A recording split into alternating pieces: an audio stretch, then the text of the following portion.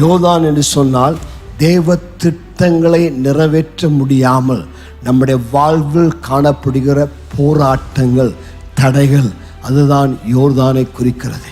தேவ திட்டத்தை நிறைவேற்ற முடியாதபடி யோர்தான் அவனுக்கு ஒரு தடையாக, போராட்டமாக இருக்கிறது.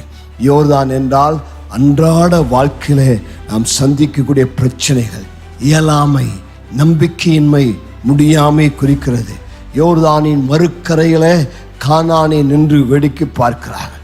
இந்த இஸ்ரவேல் மக்கள் எப்படி யோர்தானை கடந்து வருவார்கள், இவர்கள் போட்டில் வருவாங்களா, நீந்தி வருவார்களா என்று சொல்லி வேடிக்கை பார்க்கிறார்கள். இவங்க வந்துட்டாங்க, ஆனால் எப்படி இந்த யோர்தானை கடந்து வருவாங்க? இவங்களால் முடியாதே, இயற்கையா, they are limited, they can't do it.